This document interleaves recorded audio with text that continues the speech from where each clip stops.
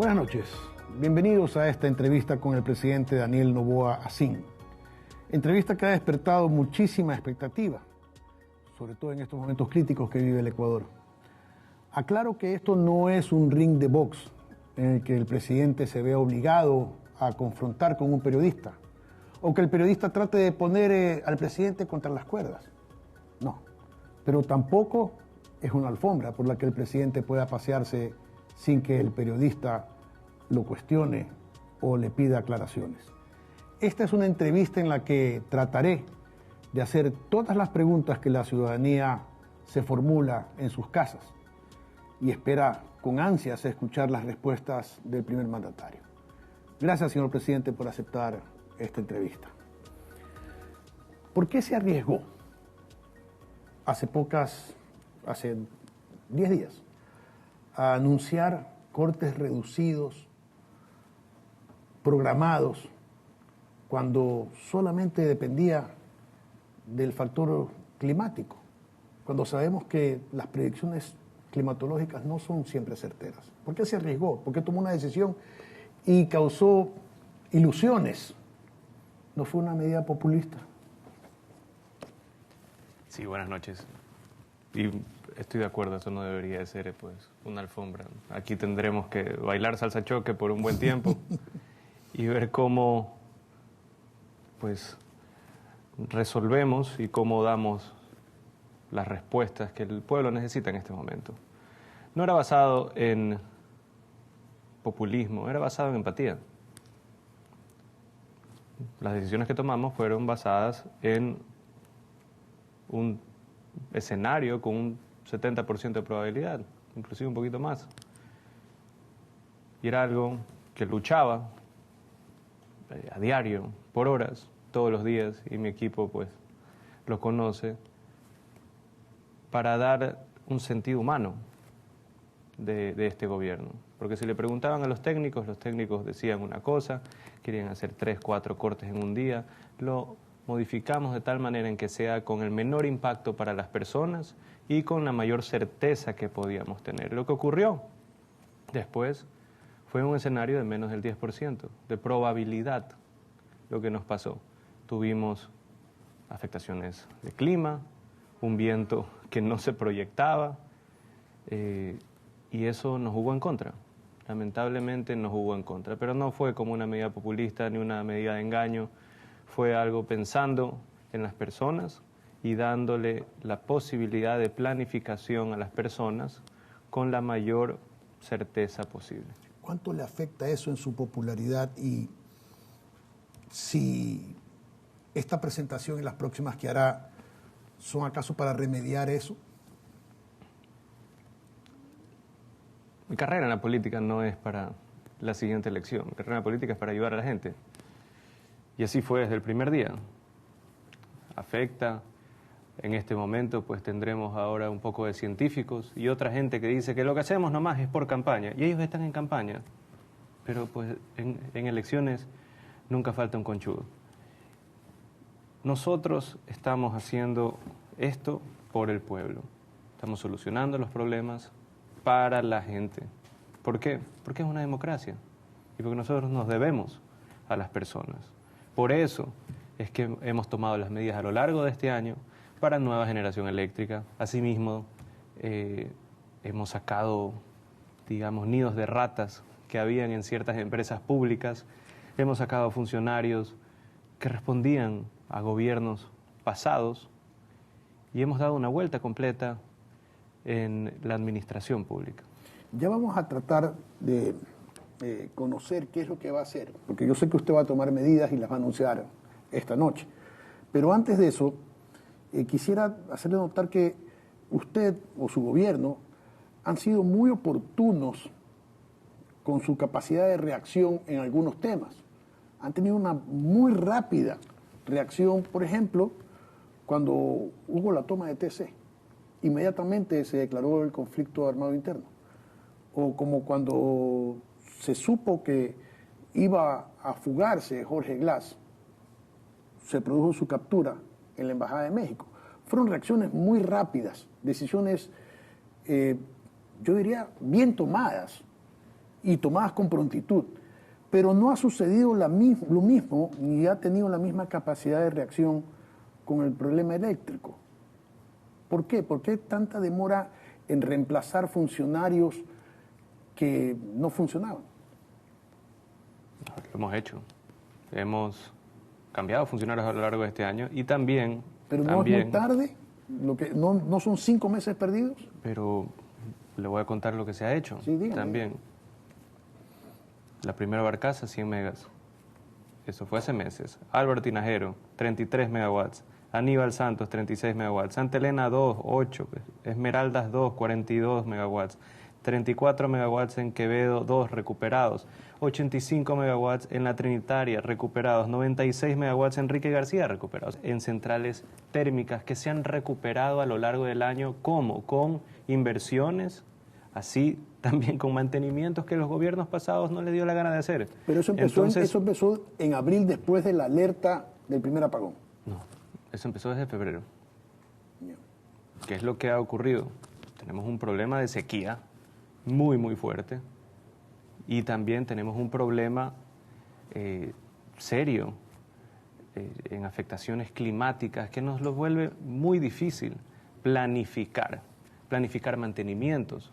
Le doy un ejemplo. Si es que en junio, julio y agosto, que es el pico de generación en las hidroeléctricas, uno hace mantenimientos en las termos. Si es que no hay ese pico en las hidroeléctricas, no ese pico de humedad, ¿no?, o de lluvia, en esos meses no se puede entrar a mantenimiento en las termos porque ahí sí afectaría directamente a la población y a las industrias. Entonces todo eso tiene que ver, todo está entrelazado. Pero nosotros ya tenemos 434 megawatts recuperados, asimismo más de 700 millones de dólares en inversión para nueva generación que va a empezar a entrar desde noviembre hasta abril del próximo año. Explíquele al país un poco, para que los ciudadanos comprendan, ¿cuánto producimos de energía eléctrica y cuánto consumimos de energía eléctrica? ¿Cuánto se necesita el país, tanto para el consumo residencial, para el consumo industrial, y cuánto estamos generando, o cuánto genera normalmente y cuánto estamos generando actualmente? Bueno, primero el consumo es variable. Ya. En abril, por ejemplo, es 5.400 megas. En este momento es 4.800 a 4.900. En este momento, nuestro déficit es cerca de 1.000, dependiendo de los momentos de potencia, entre 1.000 hasta 1.400.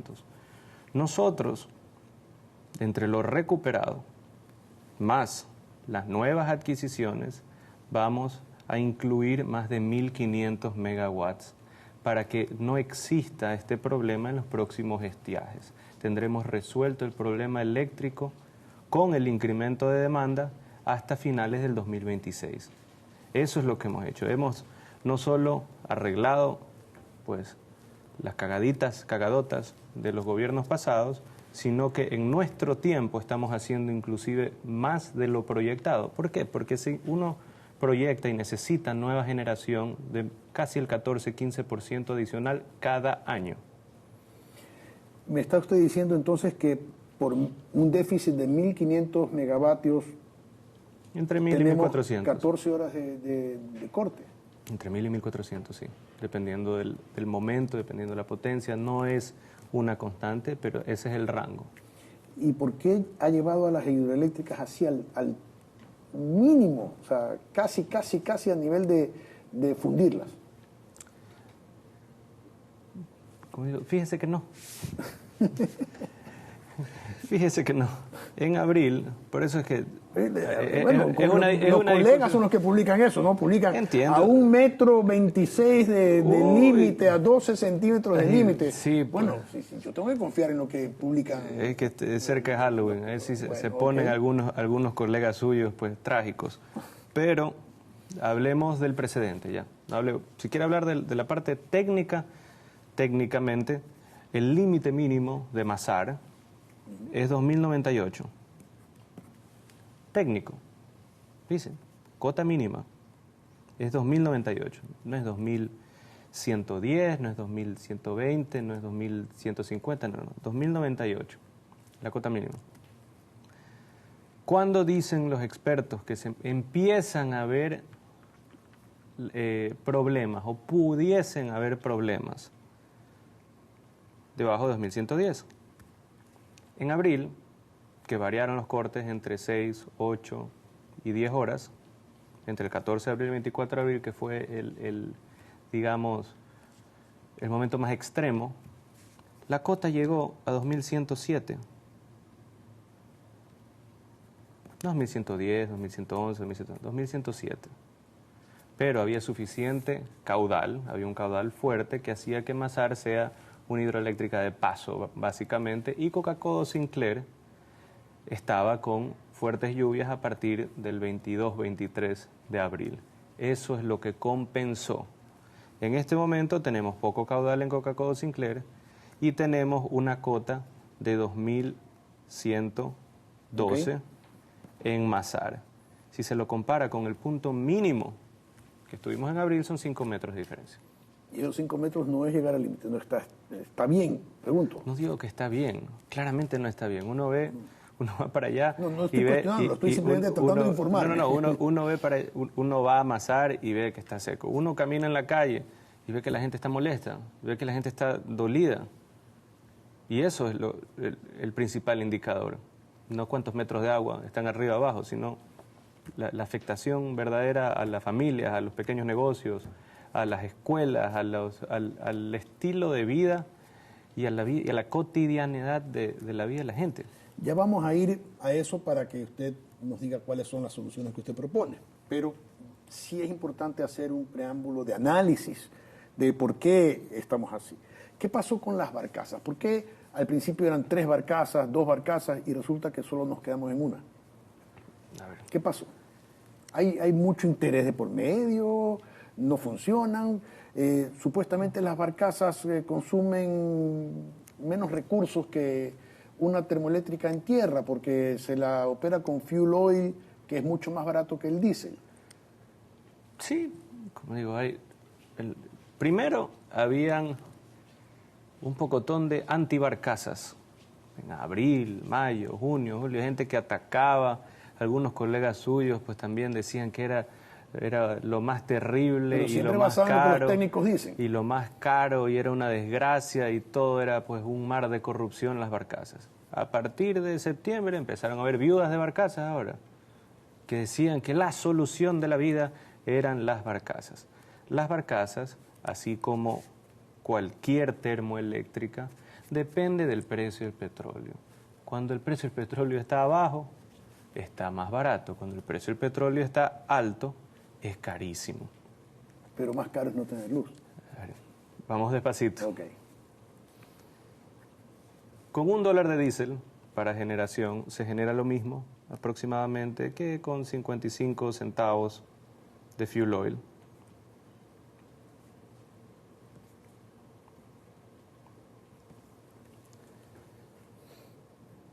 Pero hay otra opción, que es aproximadamente con 0,30 centavos.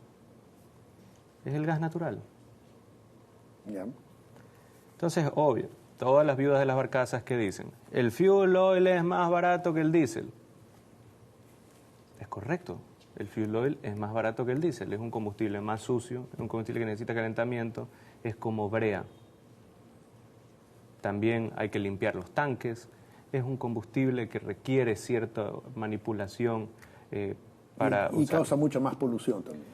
Claro, pero todas las turbinas a diésel, en energía en tierra, son duales. Que estamos consiguiendo. Duales, para que nuestros amigos... Que pueden usar diésel o gas natural. En los últimos 10-12 años, las turbinas se han generado, que han sido producidas por las compañías más grandes como General Electric, son duales, diésel, gas. ¿Por qué? Para la transición eléctrica. El gas es más limpio que el diésel, definitivamente más limpio que el fuel oil y con menos dólares consume más que el diésel, rinde más que el diésel y que el fuel oil. Entonces vamos hacia eso, vamos hacia el futuro. ¿Por qué? Porque estos o compra o alquiler, no es que se lo alquilan por un día o por 3 días, se lo alquilan por 2 años. Y estamos trabajando como gobierno para que se pueda explorar gas en el Ecuador, asimismo distribuir gas en el Ecuador para la generación eléctrica. Usted dice que el problema de la crisis energética quedará resuelto definitivamente en el 2026. No. Eso no es lo que he dicho. He dicho que con la solución final. No. He dicho que con las medidas que hemos tomado, ahora, con lo que hemos comprado y lo que hemos alquilado a largo plazo, solucionamos el problema energético para 2025 y 26. En el 2026 habrá que adicionar pues unos entre 400 y 500 megas adicional para atender la demanda, el incremento en demanda. Ok, esto me trae entonces a preguntarle, con los proyectos que ya estaban iniciados, ¿es cierto o es falso esto de que los proyectos iniciados por los gobiernos anteriores en su gobierno los dejaron a un lado y privilegió proyectos nuevos que usted ha presentado? No es cierto. Okay. El ejemplo perfecto es Toachi Pilatón. Toachi Pilatón, en cambio, lo dejaron botado en la época de Lenín y en la época de Lazo. Nosotros invertimos, llegamos a un acuerdo y reactivamos, estamos finalizando la construcción y ya la primera turbina de 3 empieza ahora en finales de noviembre, principios de diciembre, y son 3. Entonces se generará 210 megawatts de un proyecto que por temas ideológicos los últimos 2 gobiernos decidieron dejarlo botado hacia un lado. También todos los proyectos privados o públicos privados que estaban en energía renovable, que decían, no, eso ya lo dejamos firmado. No, nadie dejó firmado nada. Eso de ahí necesitaba todavía pasar por diferentes pasos en temas de regulación ambiental, en tema de ponerse de acuerdo con el Estado en los precios finales de venta. Y nosotros lo finalizamos. Por eso, más de 400 megas han sido añadidos en energía renovable con participación de la empresa privada. Pero tuvo que llegar Inés Manzano al ministerio, puesta por usted obviamente, para que se solucionen esos problemas ambientales, porque las licencias no se dieron quizá con anticipación. Estaban avanzando, pero desde el inicio de este gobierno estaban avanzando. Entonces, ¿por qué cambió de ministra? Inés Manzano le metió turbo. Ok, es una buena respuesta. Inés Manzano le metió turbo y salió. Ok. ¿Qué pasa con Energy Kill? ¿Es cierto esto que solamente necesitan las turbinas, que se reactivó ese proyecto en el 2018 y que se volvió a firmar otro acuerdo en el 2023 y que solamente faltan las turbinas? ¿Qué pasa con Energy Kill? ¿Cuál es el problema verdadero, presidente? ¿Cuál es el problema verdadero? Porque a mí se me hace que no por gusto se tira abajo un proyecto de esa naturaleza. No lo hemos tirado abajo. Lo que pasa es que no nos hemos involucrado en un proyecto que creemos que puede tener muchos problemas. ¿Problemas de qué índole? Problemas que están en este momento en fiscalía y están en el área son problemas judicial. De corrupción, no son problemas técnicos ni ambientales ni nada, son problemas de corrupción. Correcto. Digámoslo con su nombre, ¿no? Con altos cuestionamientos, lo vamos a decir. ¿Por qué es tan delicado? ¿Por qué somos delicados? Si alguien está queriendo meterle mano para llevarse un billete con el dolor de la gente que está sufriendo ahora, porque a mí se me hace que hay muchos ecuatorianos... Yo creo que después de meterme a la embajada de México, creo que delicado no es una de las características que me han puesto a mí. Entonces no lo sea. No estoy diciendo que es así. Estoy diciendo que hay problemas de suciedad. Hay serios problemas económica ahí. Sí, correcto. Ya. Hay pitos en los cuales no me quiero meter, que eso de ahí, que la justicia se encargue. Y nosotros estamos buscando otras opciones mejores. O sea que Energy Kill definitivamente no puede avanzar por problemas de corrupción. Así es como me lo han dicho y les creo a las personas que me lo dijeron. Ok, la ley No Más Apagones. ¿Cuánto le ha ayudado al gobierno y qué tan incompleta quedó? Porque, por ejemplo, se autoriza al sector privado 10 megavatios. Usted ahora pide que se aumente a 100, pero en el primer debate lo sacaron, lo quieren volver a poner. Claro, hay que averiguar, hay que averiguar quién lo sacó. Ya, pero hay que averiguar quién lo sacó. ¿Por qué no se hizo todo desde el comienzo? Pregúntele a la Asamblea. El Ejecutivo presenta una ley. La ley se trata en una mesa, en este caso de la Comisión de Desarrollo Económico, y después de eso se trata en el Pleno. Entonces todos tienen que estar de acuerdo. Avanzamos con eso. Ahora estamos perfeccionando la ley con esta segunda. Y ojalá, espero que las otras bancadas vean la urgencia y vean la necesidad de hacer los cambios que se necesitan en el Ecuador. ¿No es conveniente en estos momentos de crisis sacar provecho de esto y hacer una ley que definitivamente liberalice el mercado energético en el país? Es muy complejo con la Constitución que tenemos, punto 1. Punto 2, si usted me trae un proyecto de más de 150 millones de dólares de inversión privada, yo doy todas las facilidades para que se vuelva una alianza estratégica y se lo haga. ¿Por qué 150? ¿Y por qué es que no quiere invertir entonces? Pero espérese, ahí le digo, 150 millones de dólares. ¿Por qué? Porque entre las inversiones en generación, más transmisión y volverlo un negocio más completo, con 100 megas de techo, va a necesitar como 150 millones de dólares de inversión. ¿Cuántos proyectos así tienen? Si dé una carpeta, por favor, yo lo ayudo. No conozco. Pero es no que conozco porque no estoy involucrado en ese sector ni quiero estarlo. Pero es que no lo hay. Ya. Y nada impide que haya un proyecto de eso, de 150 millones, otro proyecto. Además que, reflexionando un poco, presidente, en este país no hay contrato público alguno que no sea cuestionado. Sí se ha dado cuenta de eso, ¿no? Todo lo cuestionan. Cualquier proyecto, cualquier contrato... Peor en época electoral, pues. Exacto. Peor en época electoral. O sea, Exacto. Ahorita todos los candidatos presidenciales son expertos energéticos. Ni uno hablaba de electricidad hace 2 meses. Ni un precandidato. Ahora todos son expertos energéticos. Ahora todos dicen que tienen la solución. Y cuando les preguntan cuál es la solución, es lo que nosotros estamos haciendo. Nosotros estamos invirtiendo en energías renovables. Nosotros hemos añadido al parque de generación ya 435 con el mantenimiento de energía termoeléctrica. Nosotros vamos a invertir 710 millones de dólares aproximadamente en compra y en alquiler de nueva generación adicional. Estamos también con la máxima apertura para hacer nuevos proyectos, macroproyectos. Estamos conversando con el gobierno de Francia, inclusive para la alternativa de energía nuclear.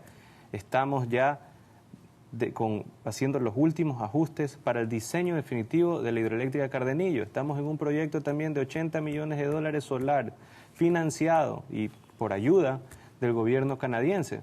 Estamos haciendo todo lo que ellos proponen. Ya no sé qué más van a proponer.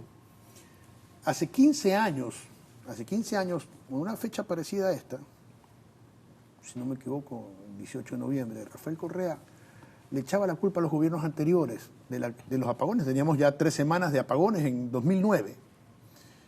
Y decía que el problema era que se había puesto todos los huevos en una canasta y se habían construido solo hidroeléctricas y dependíamos de hidroeléctricas. Pero lo que él hizo fue construir más hidroeléctricas. Y correcto. Ya sabemos cómo las construyó. Sí, así decía, exactamente. Pero usted dice lo mismo ahora. ¿Cómo estoy diciendo lo mismo? Estoy hablando de energía nuclear, energía solar, energía eólica también, y asimismo una nueva hidroeléctrica. Entre todo ayuda, todo suma. ¿Por qué? Con el precio de petróleo, si es que el día de mañana hay una guerra mundial y sube a $100, la hidroeléctrica es la mejor opción, o la nuclear. Si es que hay una crisis mundial y el precio de petróleo baja a $40, primero nos perjudicaríamos por los ingresos del Estado. ¿Cuál es una buena opción? Ahí la termoeléctrica o gas natural. Usted tiene que tener un balance. Porque eso es la otra cosa que la gente no lo ve. La gente dice, bueno, pues ¿por qué están de nuevo con la hidroeléctrica? Porque ahorita pues está el WTI en 71, 72 dólares el petróleo. Pero que pase $90. Todo el mundo va a estar diciendo, qué cara la electricidad ha sido de las barcazas de la generación en firme de fuel oil, de diésel, qué desastre, qué desgracia. Claro, ahí la hidroeléctrica es barata, porque no depende del precio el petróleo ni la volatilidad del precio del petróleo. Mi mensaje es que hay que tener la diversificación adecuada y también tiene que haber la responsabilidad de parte de las industrias, especialmente industrias que se han favorecido de un costo bajo de electricidad y han sido muy rentables los últimos años, para que inviertan en autogeneración. ¿Le quitó el subsidio a las mineras? Sí, están bravísimos. Sí. Ahí, yo estoy contento. están bravísimos. Pues, y con Inés están histéricos. ¿Cómo le voy a decir que ha hecho mal? Si ha hecho bien. Están histéricos con Inés también. Sigo pensando que la capacidad de reacción pudo haber sido más rápida y pienso que fue tardía. Pero ya, eso ya está en el pasado. Pero está comprobado que hemos está bien. recuperado 435 públicos. Hemos dado la finalización de las licencias y todo para que haya más de 400 privados. Y eso, acuérdese una cosa, en época de Chirés, ¿por qué no hemos hablado de eso? Yo empiezo con 4.600 millones de dólares en atrasos de pago, 110 millones de dólares en cuenta. Entonces, ¿cómo pues iba a invertir en toda esta maravillosa nueva generación si no podíamos pagar ni el 13º? Me dejaron todo vacío. ¿Qué logramos hacer en 5 meses? El programa más rápido de cualquier multilateral para lograr financiamiento internacional. Hemos logrado subir las reservas a más de 8.600 millones de dólares, más que el punto más alto de Lazo, y hemos estabilizado la economía, hemos salvado la dolarización. Salvado la dolarización. Así estuvimos, así de peligroso fue. Teníamos reservas internacionales menos de 4.500 millones. Estábamos en una situación crítica, me dejaron una situación crítica. Entonces, mientras todo eso pasaba, tenía que balancear entre invertir, dar mantenimiento para más de 400 megas, tenía que pagar todas las cuentas pasadas que me dejaron desde el gobierno anterior, pagarle a los GATS que se les debía 4 meses, pagar el tema salud y pelear una guerra que cuesta 1.200 millones de dólares al año. No es que hay un fondo escondido, blindado, con 1.000 millones de dólares siempre para generación eléctrica por si acaso pues pasa una desgracia de estas. Al final es el dinero del Estado. Pero a la larga la plata salió de nosotros mismos, ¿no? De los ciudadanos con más impuestos. Bueno, en el IVA. Todavía estamos viendo también las deducciones por nueva generación de empleo que van a tener las empresas. Las empresas recién en mayo van a saber si es que pagaron más o menos impuestos, como impuesto a la renta de empresas. Ok, ahora vamos a la parte que yo creo que la ciudadanía es lo que más espera. Los que más sufren, en definitiva, es esa clase media y media baja, y obviamente los más pobres, que tienen, por ejemplo, el taxista que pagar 30, 40, 50 dólares diarios por su cooperativa, pero no tiene pasajeros porque no hay luz.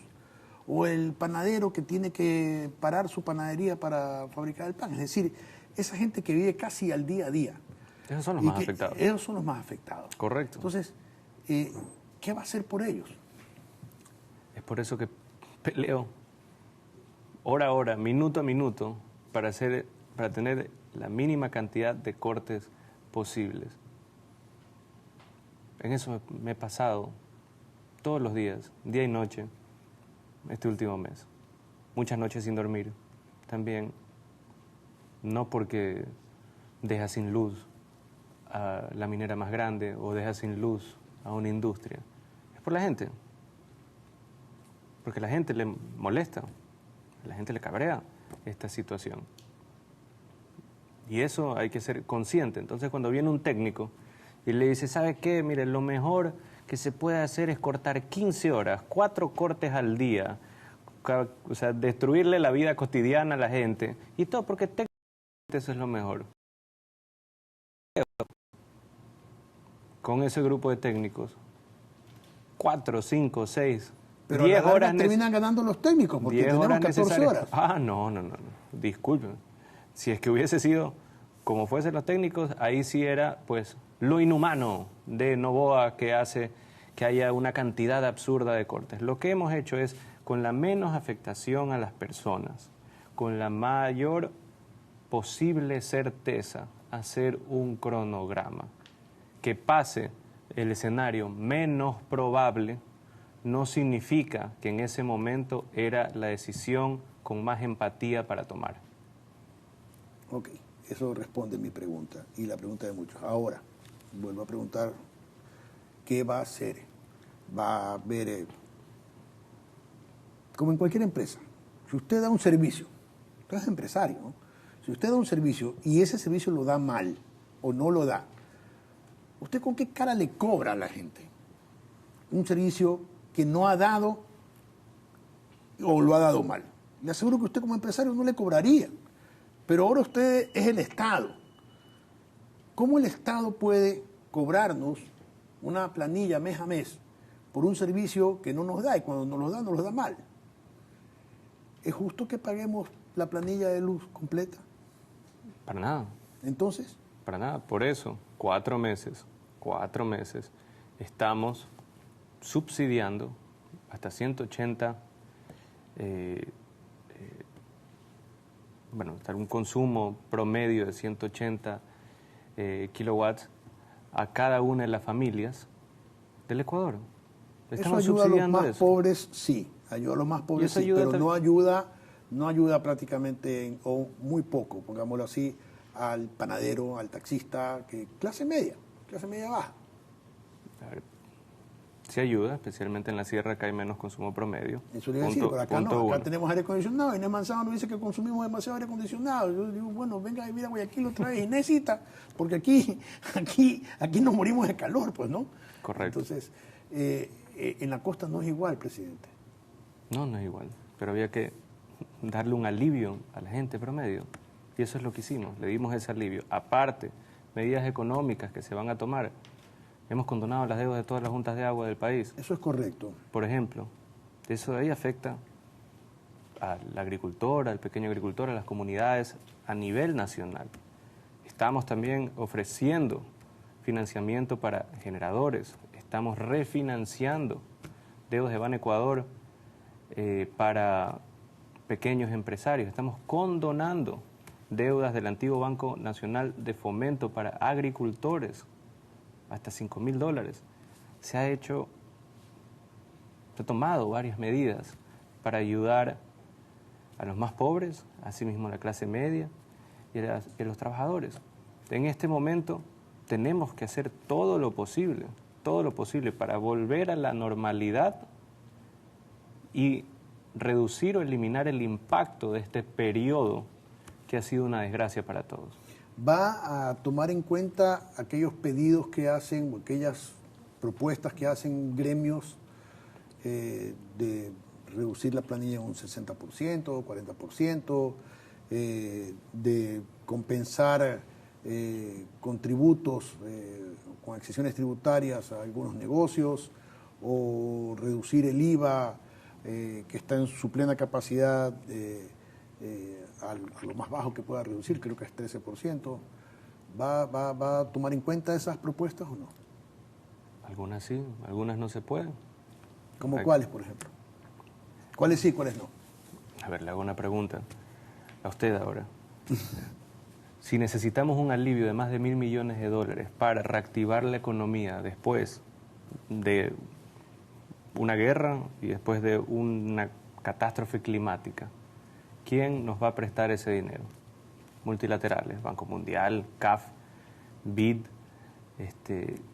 ese tipo de instituciones.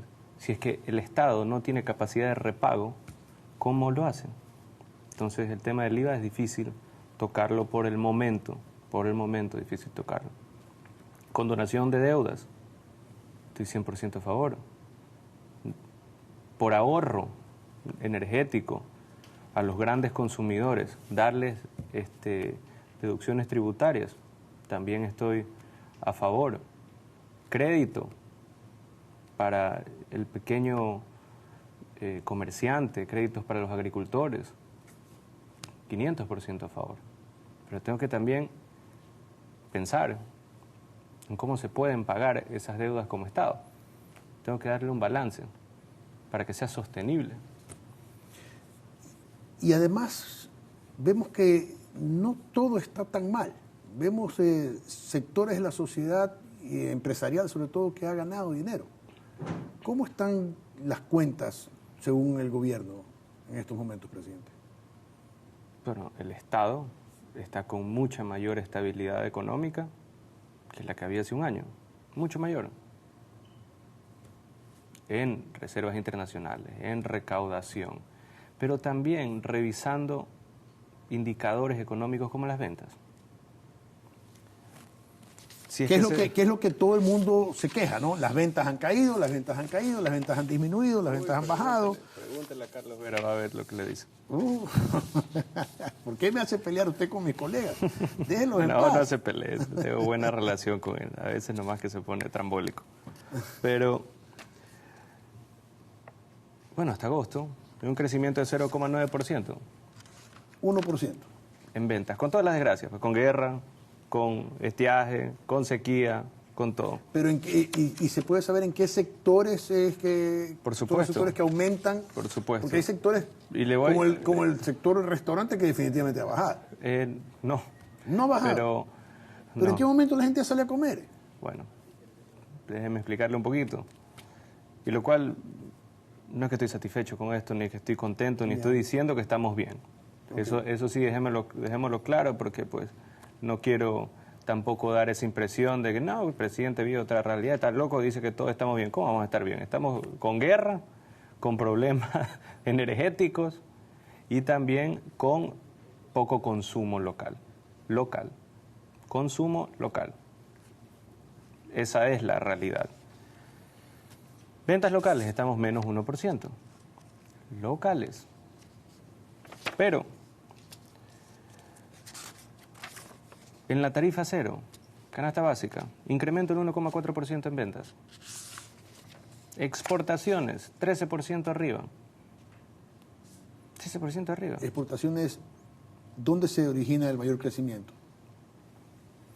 Bueno, hay crecimiento en todos lados. Hay crecimiento en no petroleras significativo, okay, así mismo como petroleras. Con menor precio igual hay mayor cantidad de barriles exportados. Pero el salto grande es en no petroleras. Okay. ¿Qué es lo que ha pasado? Y eso, para reorganizar la economía del Ecuador, tocaba subir exportaciones y bajar importaciones, para que tu balanza, tus pagos esté mejor, para que incrementes tus reservas, para que esté más saludable la economía. Eso es lo que ha pasado.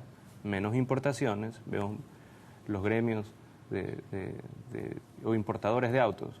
Sí, le ha bajado sus ventas, han bajado las importaciones, han subido las exportaciones. Eso en un neto te mejora, te vuelve una economía más saludable. Podríamos decir que tenemos una balanza comercial positiva. Más positiva que antes. Mejor. O menos negativa. Bueno, mejor que antes. Ok. Ya. ¿En qué afecta eso? Eso afecta en ventas locales. Las ventas en tarifa cero, que es la comida principalmente, ha subido. ¿Qué es lo que ha bajado? Los bienes duraderos, los bienes depreciables a 10, 15, 20 años, maquinaria, autos. La gente, como es justo antes de una elección, tampoco se van a embarcar en una hipoteca de 10 años, ni comprar una nueva casa o comprar... Pues, sin conocer el futuro. Sin conocer el futuro. ¿Por qué? Porque son compromisos a largo plazo, compromisos financieros a largo plazo, que uno no los toma hasta tener certeza, más que sea a mediano plazo, de lo que pueda pasar. Pero vemos que, a pesar de todo, con guerra, con estiaje, con sequía, con problemas de electricidad, logramos tener mayor cantidad de ventas. No me parece que estamos bien, debemos mejorar mucho, pero fueron las decisiones duras que tuvimos que tomar por cómo nos dejaron a nosotros el Estado. Si hay algo que a mí me molesta es tener que subir el IVA, tener que subir algún tipo de impuesto. ¿Por qué? Porque ese no era mi plan original. Tuve que adaptar y tener un año de sacrificio para que mi plan original sea sustentable a 3, 4, 5, 6 años. La crisis de energía realmente se debe en gran parte a la crisis hídrica. O sea, el problema Es la falta que no hay agua. Es la falta de mantenimiento, pues, hermanito. Si es que se ve aquí, los 434 megas que nosotros le hicimos el mantenimiento se lo pudieron haber hecho el año pasado. Había mantenimientos desde el año 2020 Sí, que no lo hacían. Usted antes, ¿no? Pero bueno. ¿Y cómo? Pues, ¿acaso yo era de gerente de Selec en el 2020, 21, 22, no, 23? Apenas llegó al gobierno, pero bueno. Yo no le reclamo por eso. Yo estoy tratando de llevar reclamos de la ciudadanía. La ciudadanía dice, bueno, ¿por qué no hizo el mantenimiento desde el primer mes? Usted ya me ha contestado, estoy de acuerdo con usted. No es fácil. Sí, yo sé que esto no es fácil. Es una época muy frustrante. Yo entiendo que la gente esté frustrada, como digo, cabreada de lo que está pasando. ¿Por qué? Porque afecta la vida de todos. Afecta la rutina de todos, afecta la vida cotidiana. Creo que la gente sabe que no es su culpa, que usted no es el causante de esto. Sí, pero creen que Creo que la gente sabe que usted está haciendo todo lo posible, pero la gente quiere que usted le resuelva.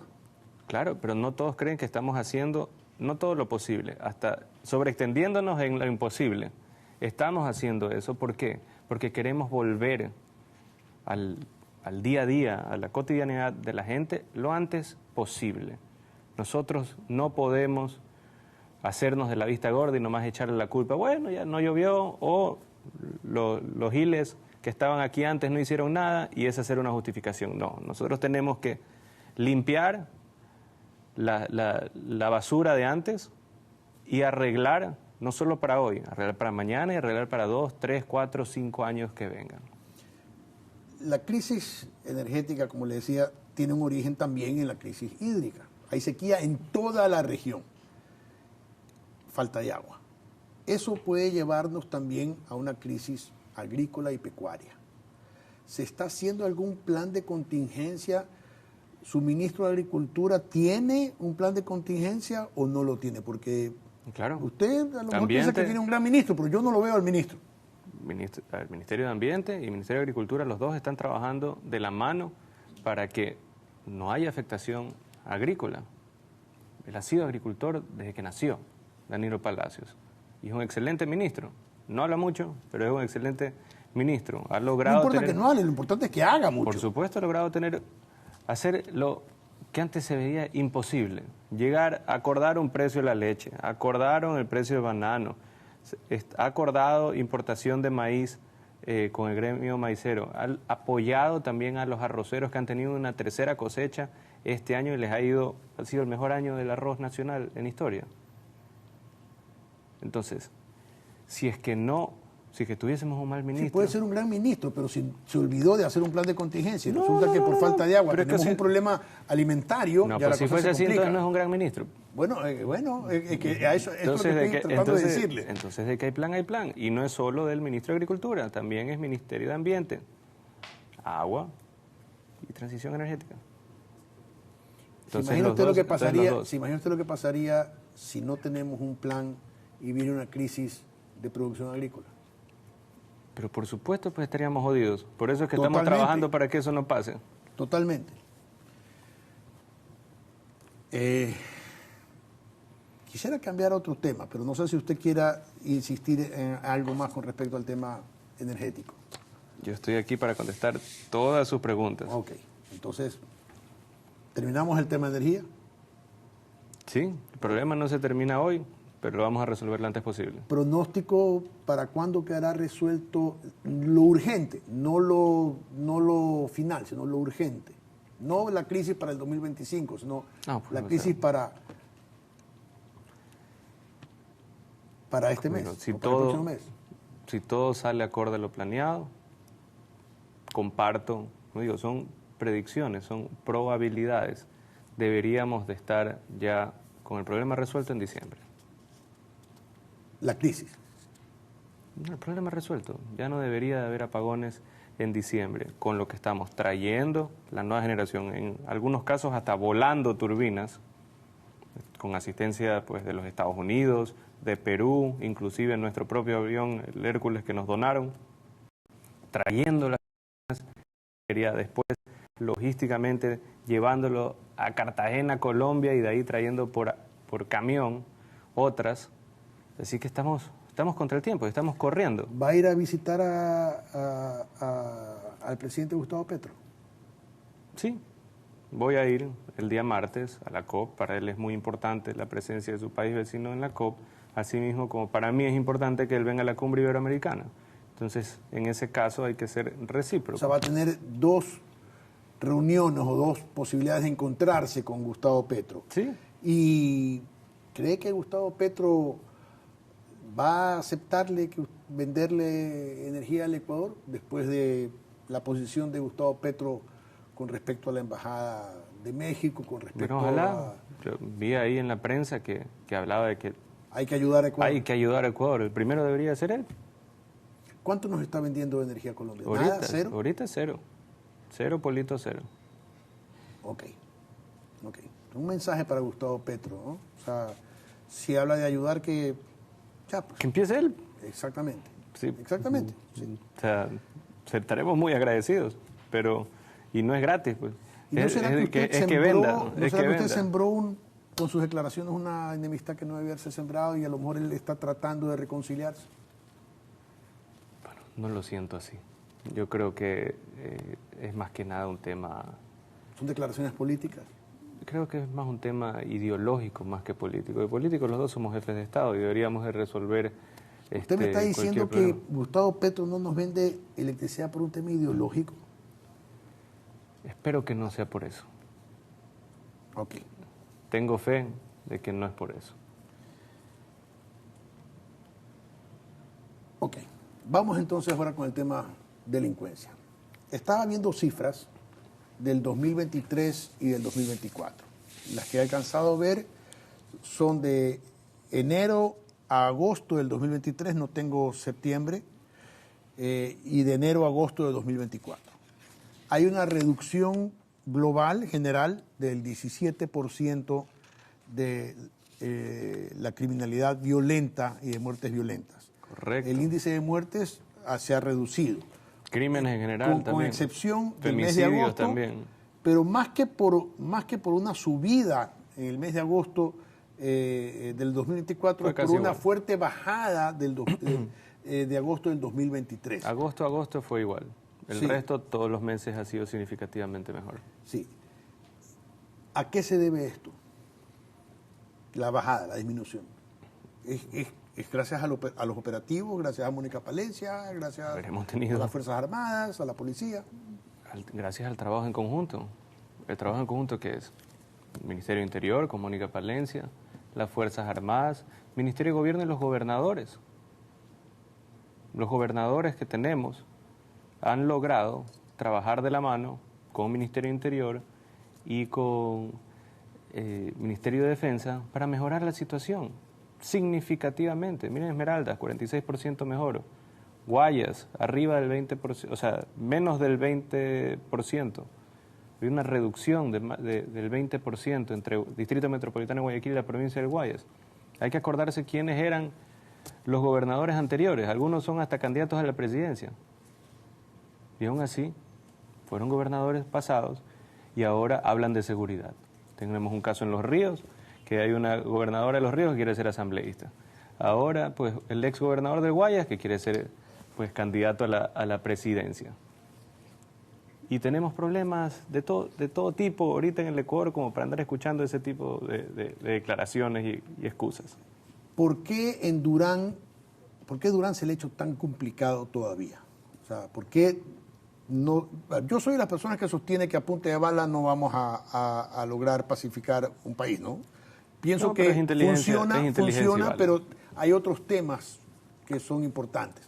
Pero sí se reduce, obviamente, la delincuencia. Pero ¿qué pasa con Durán, que no logra todavía, no voy a usar términos que puedan causar polémica ni sean conflictivos, no quiero decir, voy a usar la palabra controlar, para no usar otro término que pueda ser problemático? ¿Por qué no se ha logrado controlar todavía el tema de todos los delincuentes que se han ido a refugiar a Durán? Primero, la criminalidad no es estática, especialmente estos grupos narcoterroristas que son altamente móviles. Se van moviendo. Lo mismo le podría decir ¿Qué pasó entonces con Nueva Prosperina? Hemos mejorado Nueva Prosperina significativamente, más del 40-50% en Nueva Prosperina, pero Durán está un poco peor que el año pasado. En el global, la provincia del Guayas está más de un 20% mejor. Entonces, ¿qué es lo que pasa? Se mueven de un lado al otro. Si están siendo perseguidos acá, se mueven a otro lado. Después se los encierran en ese lado, después hay operativos en ese lado. Entonces no es algo que funciona pues perfecto metro cuadrado por metro cuadrado. Tenemos movilidad de ellos. Lo que debemos de ver es la cifra global. Y en la cifra global estamos mucho mejor. El golpe a la narcodelincuencia también ha sido económico. Claro. ¿Cuánto dinero les ha quitado a los narcos? Más de 3.000 millones de dólares. Más de 3.000 millones de dólares. Y eso afecta también a la economía. Que salgan de la economía 3.000 millones de dólares también es importante. Eso sí afecta, pero asimismo no es sostenible tenerlo. No estoy diciendo que deben estar, ¿no? Por si acaso. No es sostenible tenerlo. Ese dinero sucio no justifica la violencia que trae ese mismo dinero sucio y la pérdida de vidas. Entonces, nosotros lo que estamos es protegiendo la vida de las personas. Porque esa es la otra cosa. Asimismo, como se ha reducido las muertes violentas, los femicidios, los crímenes en general, dentro de esas muertes, el porcentaje de personas con antecedentes penales es mucho mayor que el año pasado. Hay menos muertes de inocentes. Las víctimas colaterales que se llaman son las muertes de inocentes. Esas también han disminuido. Sí. ¿En cuánto? Casi un tercio. O sea, dentro de las muertes violentas hay menos muertes de personas con antecedentes penales. O sea, de personas sin antecedentes penales. Perdón, sí. Sí, menos muertes sin antecedentes penales. Eso es importante. ¿Mónica Palencia va a seguir en el cargo? Sí, lo ha hecho muy bien. Se ha peleado con todos los grupos narcoterroristas, se ha peleado con todos los narcopolíticos y se ha peleado con toda la gente que quiere afectar la vida de las personas y quiere afectar la integridad y dignidad de los ecuatorianos. Entonces, si hay una persona que merece un aplauso por la lucha que ha tenido en temas de seguridad, es ella. Llamémosle triunfo en la Asamblea, de lograr la no censura de una ministra que con rabia querían cortarle la cabeza, ¿significa que podría consolidar una mayoría también para el tema de las bases extranjeras en el Ecuador, que acaba de ser aprobado por la Corte Constitucional? No lo sabemos, ojalá. Ojalá. El Ecuador lo necesita. Y eso ahí tendrá que preguntárselo a la bancada correísta, que ya dijo que estaba en contra de las bases extranjeras. Bueno, pero la bancada correísta acaba de perder, ¿no? Acaba de perder, pero es una reforma constitucional en la cual se necesitan 92 votos y por lo menos un porcentaje pequeño de esa bancada va a tener que votar a favor para que pase. No tiene los 92 votos con los otros movimientos y los otros partidos. No. Sabemos que ahorita hay un bloque correísmo y social cristiano que están juntos pegados pues con cemento de contacto. Y el resto que a veces votan con el gobierno. Pero los social cristianos han dicho que ellos están de acuerdo con las bases extranjeras. También dijeron que no iban a votar a favor de la censura de Mónica Palencia y después salieron con que sí. Entonces, hay veces que sí, hay veces que no, hay veces que se arrepienten. Ya veremos qué pasa. El Ecuador los rechazará si es que no votan a favor de las bases. Porque la gente lo quiere. La gente vivió eso, vio que había menos violencia, había menos narcotráfico, había más control y había más apoyo internacional.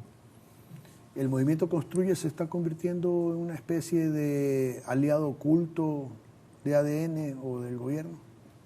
La verdad no lo sé. Ojalá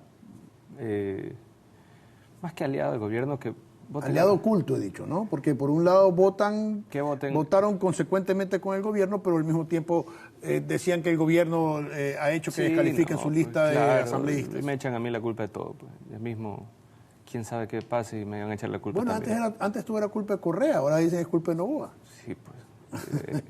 ¿Qué le puedo decir ahí? Lo que sí es que espero que voten en los temas importantes, en los temas en que van a mejorarle la vida a los ecuatorianos.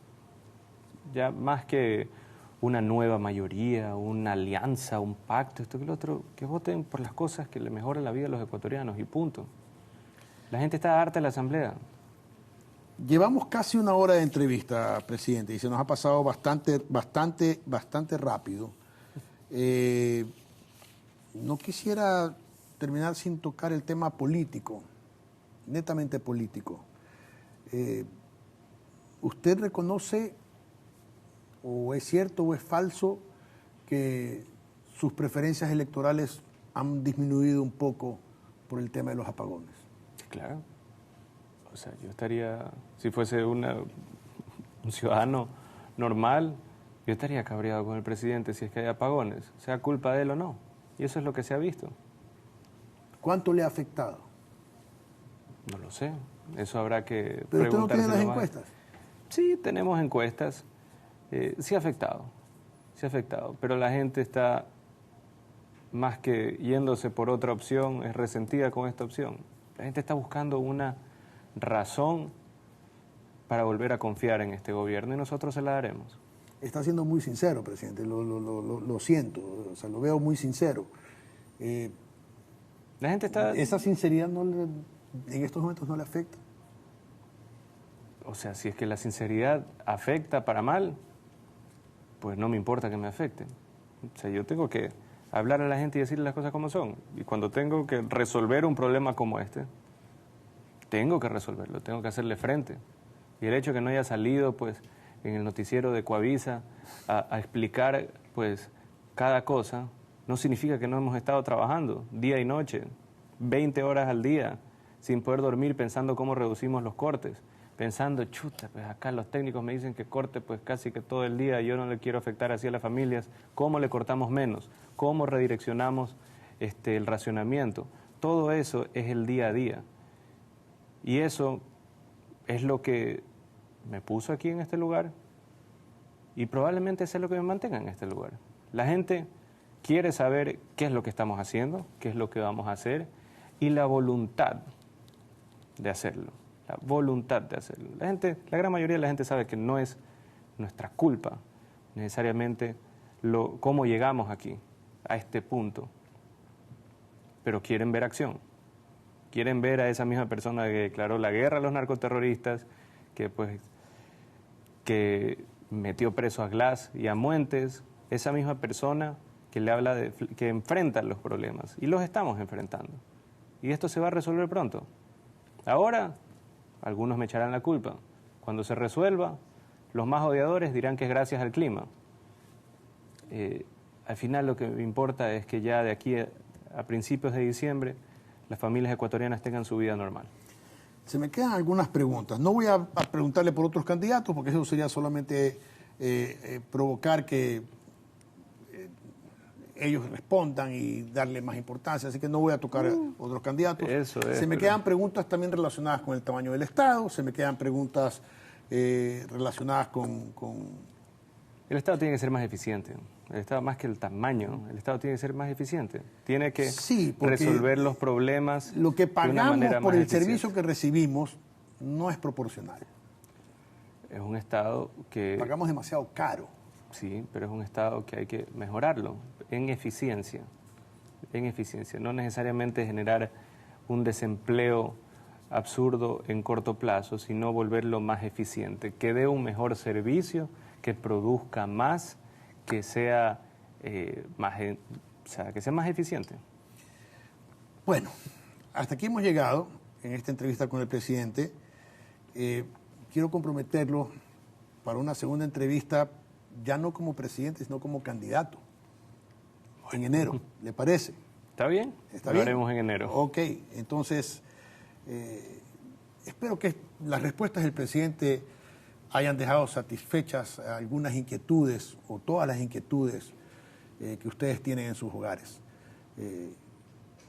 No voy a sacar ninguna conclusión, ya haré mis comentarios oportunamente, pero yo reconozco algo muy valioso en el presidente de la República, que es su sinceridad para decirnos las cosas. Está abierto, noto un presidente abierto. Dicho sea de paso, es la primera vez, hoy es la primera vez que conozco al presidente de la República. Nunca antes había estado con él, nunca antes había cruzado palabra con el presidente de la República. Veo un presidente sincero y eso me agrada como ciudadano, que en las buenas y en las malas tenemos un presidente que no nos va a mentir. Y el momento que usted mienta, presidente, yo se lo voy a decir. Y creo que si ha visto mi trayectoria sabe cómo soy. No. Le agradezco mucho. Esa chapa de mentiroso ya la tienen otros. Ok. En todo caso, presidente, le agradezco mucho por esta entrevista. Esperemos póngale VIP, por favor, esperemos las puteadas en Twitter o en X y las felicitaciones a quienes crean que el presidente ha hablado con sinceridad y que yo he hecho una entrevista adecuada con las preguntas que tenían que hacerse. Gracias.